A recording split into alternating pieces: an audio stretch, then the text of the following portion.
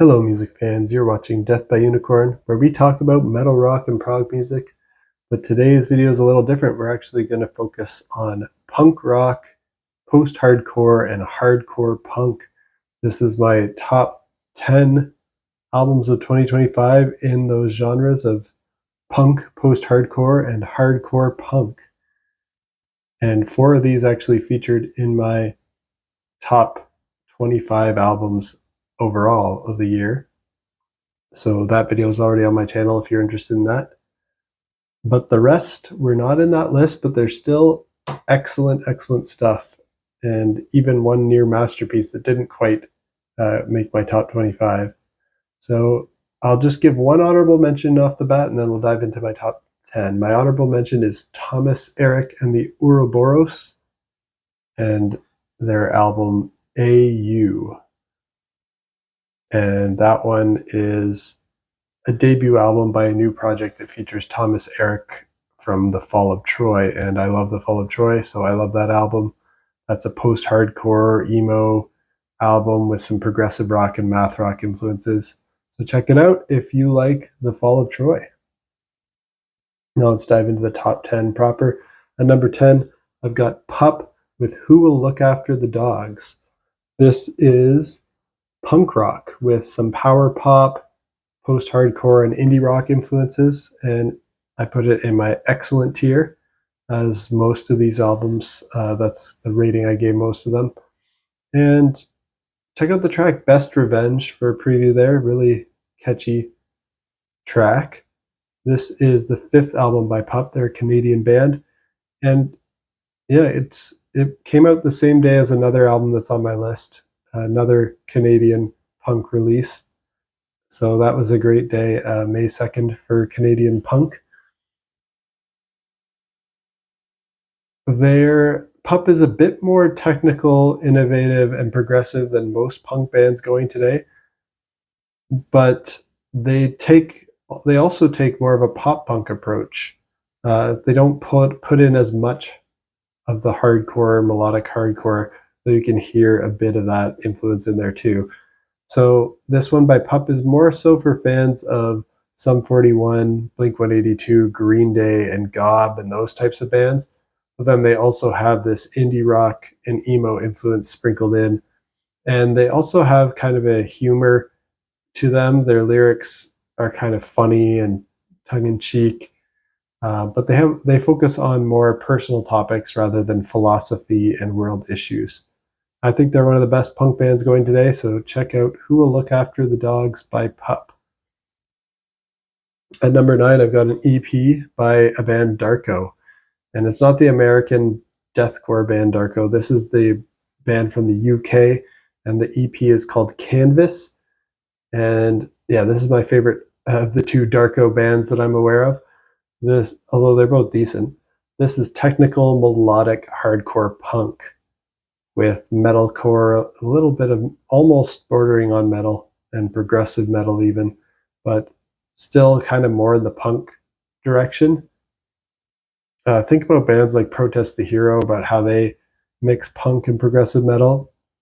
Although Protest the Hero leans more onto the progressive metal side, this band is similar to that, but they lean more towards the hardcore punk side. Check out the track Override for a preview. And I thought their 2024 EP Grayscale was very good. So I was looking forward to this one, Canvas. And I think it's even better than their 2024 EP. So definitely check it out if you like technical music that's inspired by punk rock, if you like bands like Propagandhi, Protest the Hero, Choke, and a Wilhelm Scream. It sounds like those bands. It's essentially progressive hardcore punk, which is a sound I really enjoy. They've got the really fast guitars, great guitar leads going throughout their songs that are really fun to listen to. That's Canvas by Darko at number 9. At number 8, I've got The World is a Beautiful Place and I Am No Longer Afraid to Die, a really long band name. I think sometimes they just go by The World is a Beautiful Place. And their album, Dreams of Being Dust.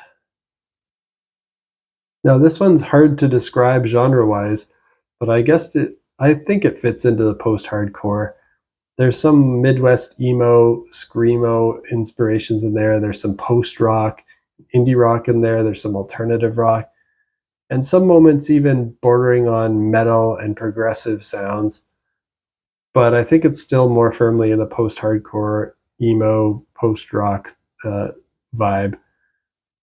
Check out the tracks Dim Sum for a preview here.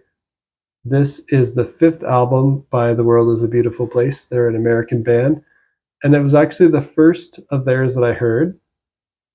But I went back and I listened to their entire back catalog after hearing this. The whole album is really awesome. It's after many listens, I definitely feel like it's an excellent tier album. I contemplated putting it even higher and going with my near masterpiece tier. Uh, interesting, Interestingly, I kind of thought going into it that they were more of a post rock band, but this one really leans into that post hardcore emo and punk vibe. And I was surprised by how many sweet riffs and awesome guitar parts there were, since I was expecting a more chill album. There was also a lot of variety in the vocals, from harsh to clean, both male and female vocals.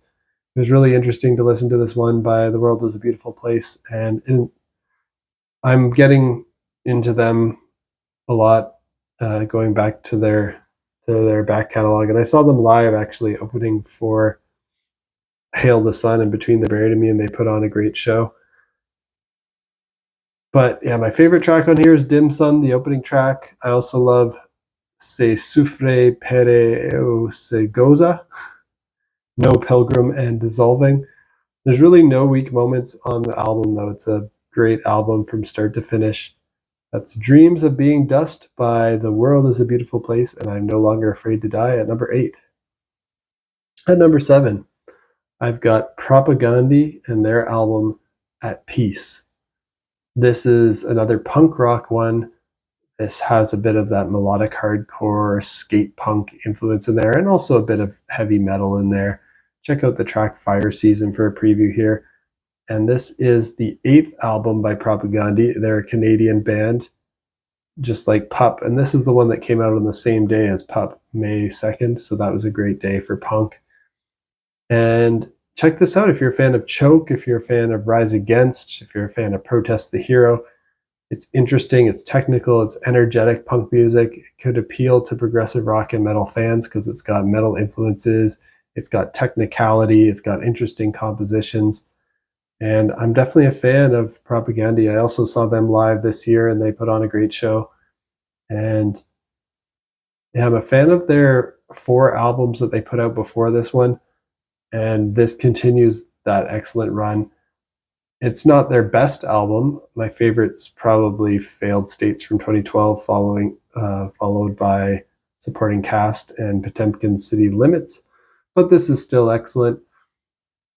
I'm not so much a fan of Propagandhi's first 3 albums. Their early stuff, they have more of a raw punk vibe and the low budget production sound to them, as opposed to their newer, more polished technical punk they're doing now that actually sounds really great too. So, some of my issues with some punk music is the sound. It just doesn't sound good, but this band sounds amazing now. The production on the albums are great. My favorite tracks are At Peace, Cat Guy, Prismatic Spray, The Tinder Date, and Fire Season. And I enjoy that their lyrics can also be kind of funny, tongue-in-cheek, just like Pup, but they can manage to also do that while still being serious and touching on important issues and interesting philosophical thoughts. So check out At Peace by Propagandhi if that sounds good to you. At number 6, I've got a band that I love dearly, which is Thrice, and their album Horizons West. This is kind of debatable as to whether they're a post-hardcore band anymore, but I think they kind of still are. So that's probably the best genre to put them in, but this one defies genre a little bit. It's almost just like an alternative rock album, but it's still post-hardcore. It's hard rock, it's art rock. They have a lot of experimentation and progressive tendencies. Check out the opening track, Blackout. I believe that was the opening track. I love that one. Dark Glow's another great track. This is the 12th album by Thrice. They're an American band, and They're probably in my top 25 bands of all time. They're my favorite post-hardcore band. And yeah, really like 5 out of my top 10 post-hardcore albums would probably be Thrice albums. I love their 3 album run in particular from 2003, The Artist in the Ambulance, 2005, Vesu, and 2007, The Alchemy Index Volume 1 and 2, Fire and Water. I feel Thrice is kind of progressive, kind of hard to categorize in a genre. And nowadays, they lean almost more towards this alternative folk rock sound mixed with hard rock, but they have those post-hardcore roots. They don't have the super high-pitched emo sounding vocals that most post-hardcore bands have. So I think even for people that don't like post-hardcore typically, this would probably be the band in that genre to check out to get you into it, because it doesn't have that kind of whiny emo sounding vocal. In their more modern albums, actually, Dustin sings with a lower, raspier, soulful voice. And every album they make is at least very good. They don't really put out anything bad, except maybe their debut. It's still good, but it's a little more on the raw screamo side since they were really young. This album, Horizons West, is a continuation of their last album, Horizons East. And like that one, there's very little use of harsh vocals here. They pretty much abandoned their harsh vocals in 2008. They only really just brought them back for about 1 song per album starting in 2016. So there is still some harsh vocals, but it's pretty much confined to like 1 or 2 songs. The vocals here are clean. They can be stripped back to their core just to be simple singer-songwriter songs with great chord progressions, great melodies, great lyrics. But then the band also layers on these awesome guitar, bass, keyboard, and drum arrangements on top of those just great singer-songwriter tracks, which are simple at their core. But they then throw in things like occasional use of odd time signatures to make them very interesting. I think I like this even better than Horizons East, but it's in the same ballpark. And I don't quite like it as much as the stuff from their second album up to their fifth and sixth, The Alchemy Index. But Blackout's a really great track to kick off this Rice album. And the second track, Nash, is that heaviest track on the album. It's one of the only ones to feature some harsh vocals. So that's an interesting one if you want to hear them get heavy. That's Thrice, Horizons West at number 6. Check it out. At number 5, I've got Keonashi and their album I Want to Go Home. And this is where we enter the near masterpiece tier of my list here. Everything that I mentioned before was in my excellent tier. This one I think is a near masterpiece. This is post-hardcore with mathcore, metalcore, emo, and even some pop and gent influences in here. Check out the track When I Say for a preview there. It's got like the catchiest chorus on the album. This is Keonashi's third album. They're an American band, even though the name sounds like Japanese or something, but they're American. I heard their 2024 EP first. That was the first thing I heard from them, I believe. And I thought it was good, but it didn't really grab me enough to make me go back to it much. But then the singles that I heard from this one ahead of time, Fairmount Park After Dark, When I Say, and Red Sink Yellow Teeth, were all very interesting instrumentally, great guitar playing. Vocally, this band is going to be hard to get into for some people. They take some getting used to. The way he screams and does his harsh vocals, he does such a high-pitched scream. It sounds like a Sesame Street character screaming over this band. But when he sings the chorus hooks, he's actually a really good singer. About halfway through the album, though, on my first listen, I started to get used to his harsh vocal style, and I found them actually really entertaining. They were ridiculous. It was fun to listen to. And my favorite tracks are When I Say, Red Sink Yellow Teeth, and the Sanguine 3 Auditorium Annihilation. Check this band out if you're a fan of mathcore stuff like Callous Dowboys and the Dillinger Escape Plan. But if you want to hear that mixed with emo-inspired metalcore with a lot of catchy vocal hooks and choruses like Killswitch Engage and Under Oath, and that guitar riff-driven post-hardcore music like Chiodos, and even some progressive metal influence in there like Protest the Hero and Genty vibes and some rhythms that reminded me of Periphery, Sixth, and Meshuggah. This band has harsh vocals that sound like an insane person having a fit.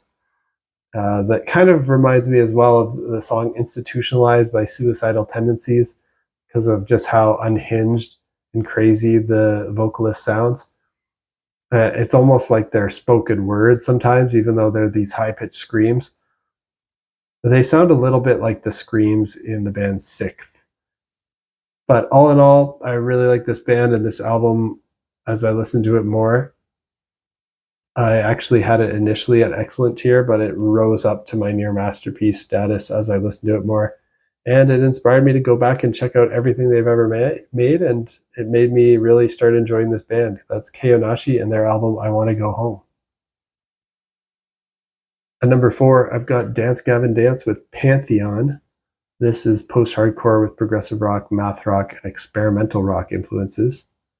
And also in my near masterpiece tier, favorite track here is Midnight at McGuffey's. This is the 11th album by Dance Gavin Dance, and they're from the USA as well. And I think all their albums are at least very good. Some are near masterpieces, and they're just a band that I love, that I was looking forward to hearing, and they've done it again with another near masterpiece. A very consistent band. All albums by Dance Gavin Dance have a very similar vibe, even though they go through different singers and lineup changes and stuff. They've managed to have a consistent sound and that fast guitar post-hardcore vibe. And they managed to, even though they always kind of sound the same, they can still keep being really entertaining within that style. And this album has some more parts that dabble in auto-tune than what they usually do, but they're mostly using it artistically and tastefully rather than as a crutch or in a cringeworthy way. So I'm okay with it, even though I usually don't like hearing auto-tune vocals. There was only one part where I didn't really enjoy how they used it, which was on Space Cow Initiation Ritual. That auto-tune was a bit too much, and I also didn't really like the hip-hop moment on there where they say, "Hey, mother sucker, do you want a funk?" in a cringeworthy way. But the rest of the tracks on the album were all good. Even the hook on that song's great. And as usual, they do mostly clean vocals, but some harsh vocals here, and guitars are the star of the show on the album. Check out the tracks Midnight at McGuffey's and A Shoulder to Cry On. That's Dance Gavin Dance with Pantheon. At number 3, I've got Hail the Sun with Cut, Turn, Fade Back. This is post-hardcore emo screamo with progressive rock and math rock influences. Check out the track The Drooling Class for a preview here, and that's probably the catchiest post-hardcore chorus of the year. Another great track is Relapse is a Love Affair, but really every song on here is a banger by Hail the Sun. This is their 7th album. I love this American band, and I saw them live with Between the Buried and Me this year. That was my first time seeing them live. They put on an amazing show. On some of the tracks, the singer even plays the drums while singing, and it's some of the most impressive, intricate drumming while singing performances that I've ever seen. And I think they're really up there as one of the best post-hardcore emo bands around right now. All the singles from this were great. I love all their albums. They don't miss, really. Hail the Sun does mostly clean vocals with catchy hooks and that high-pitched emo vocal style. You do have to get used to that. I know that could be a little grating for some people, myself included sometimes, but the vocal performances here are just technically great. They do have some harsh vocals too from time to time when they want to get heavy, and when they do, they can really start a mosh pit, even though that's not really what they're all about. The guitar playing here is fast, the riffs can be intricate, and I'd say in terms of their legacy and their repertoire, it's approaching the greatness of bands like Chiodos and Idola, and I think they've already kind of surpassed Dance Gavin Dance for me at this style of fast guitar post-hardcore. I think Hail the Sun is on course now to take the crown for this style if they can put out one or two more albums as great as this in the post-hardcore genre. But my number one band might give them a run for their money. Number one on this list might take the crown from them as well. But my number 2 as well is in contention for that, which is Idola and Mend. This one's post-hardcore as well, but leans a little more towards the pop side, but also has progressive rock, experimental rock, and progressive metal influences. Another near masterpiece by Idola. Check out the track Kaleidoscope, which was my most played track of the year. And this is their 6th album. They're an American band, and I really love everything Idola's put out. I was excited for this. Their last album was my favorite post-hardcore album of 2024, so they've unfortunately dropped from my top post-hardcore album to my second. And it's not because this is any worse, it's just because my number one was just a little more mind-blowing for me. This one might even be catchier than my number one, and I listened to it more, but I just kind of like my number one pick a little better.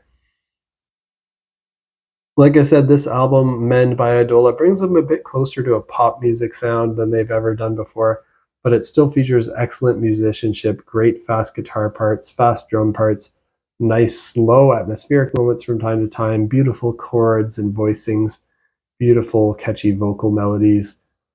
The guitars in their older songs from previous albums used to sound more like Protest the Hero guitar parts to me, but these ones sound a bit more like Polyphia guitar parts in that they are kind of almost like dancier and sexier and more based on chords than single notes, and kind of like hip-hop inspired jazzier guitar parts and almost like classical. The clean vocals sound like they could be in big pop hits, but when you hear the fast guitars and drums, it makes it clear that you're not listening to radio pop. And then there are a few parts with harsh vocals coming in that make it clear that you're not listening to pop music too. So if that sounds good to you, check out Mend by Idola at my number 2 post-hardcore album of the year. And then my number 1 in my punk, post-hardcore, and hardcore punk top 10 albums of 2025 is Greyhaven and their album Keep It Quiet.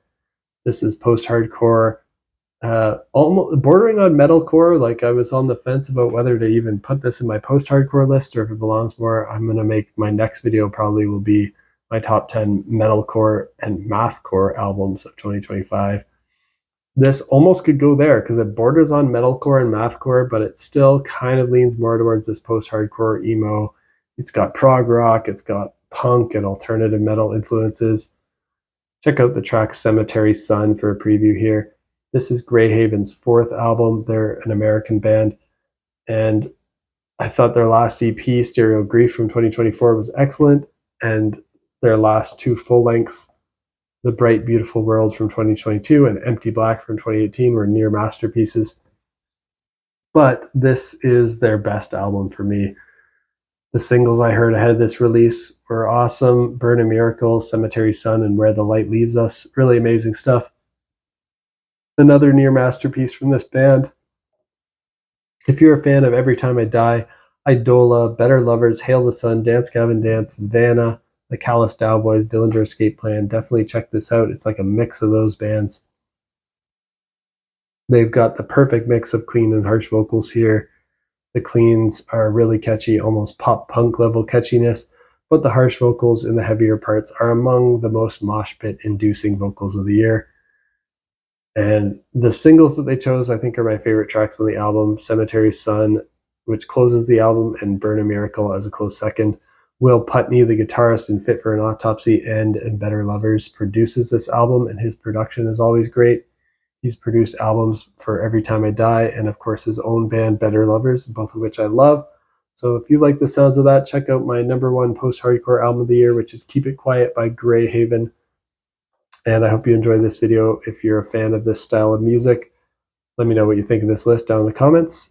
And let me know if you have some favorites in punk, post-hardcore, and hardcore punk that I didn't mention on this list. What were your favorites of 2025? And if you like metal, rock, and prog music, that's the style of music I usually talk about on my channel. So hit that like button, hit that subscribe button, stay in the loop on when I post new videos. I'm doing my year-end content run now, putting lots of these year-end lists up like this. So I'll be doing my top metalcore / mathcore albums of 2025, my top black metal albums, various rock subgenres, various metal subgenres, top EPs, probably a non-metal, non-rock, non-prog list, and maybe a top live albums list, top prog rock albums, top debut albums, and I focus mostly on talking about albums. I don't really get into top songs lists, but I might make an exception for epics, those long, over 13-minute long songs, and make a top list of those of the year as well. So that's the content that I have planned on the channel. If that sounds exciting to you, keep listening and watch this space, and I'll see you in the next one. Peace out.